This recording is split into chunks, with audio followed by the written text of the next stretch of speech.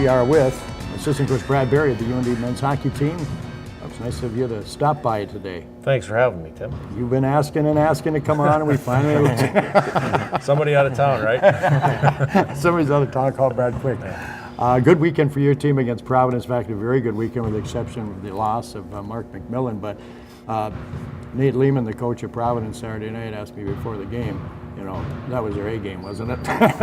Hoping that it was, and it was pretty close, wasn't it? Yeah, no, both sides I thought brought A games there, and Providence, heavy team. You know, that's a team that plays hard. They play the right way, and you know, probably not a lot of names you'll see on a roster that you'll recognize, but kind of a team with that gets after it. They forecheck hard, and I thought we played pretty well this weekend.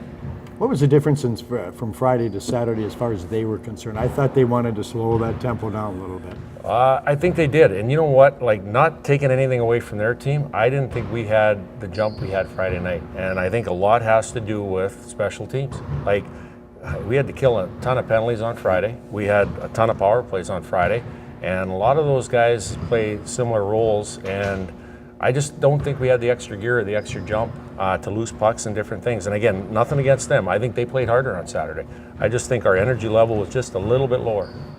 But talk about special teams and the power play, and how much fun is it for you to coach a group, particularly on the backside, as Ledoux, Nick Schmaltz, Tucker Pullman, Nick Matson, guys of that caliber that can handle the puck and have in the dexterity that they have and the quickness that they have for big guys, most of them, with the exception of maybe Nick. Well, it's fun to watch and fun to be a part of it. But the biggest thing is there's a number of things that go on within that power play. Is first, as a defenseman, to have that one-timer ability of having guys that can handle a puck, whether it's in the wheelhouse or in the front or back foot, and get a puck off to the net.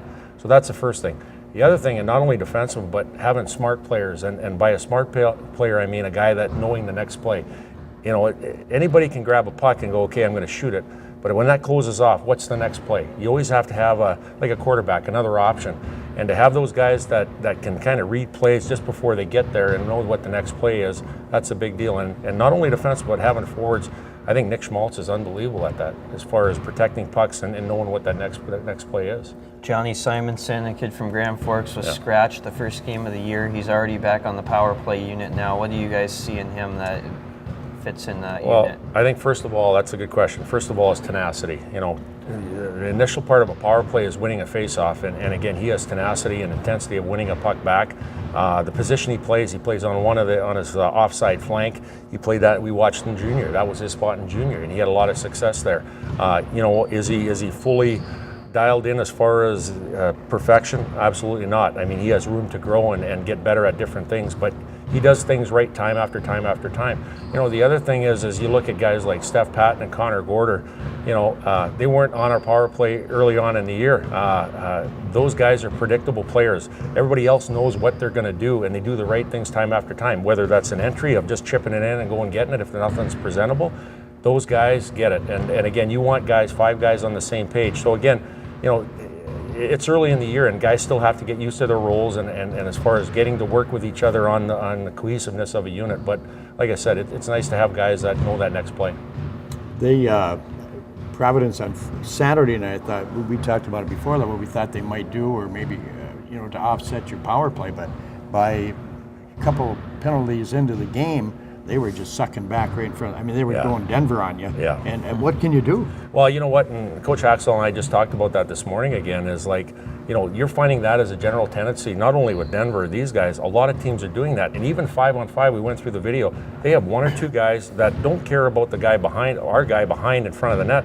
They're there to be the initial goaltender. Mm-hmm. And, you know, the one thing is well, you got to try to break it down and spread them out. But when you don't move out of the box or out of that area, they're not going to move. So you got to keep pounding. And you know what? Hopefully you get a bounce, a positive bounce where a guy in front of the net will get it. And we had a couple of those that didn't go in.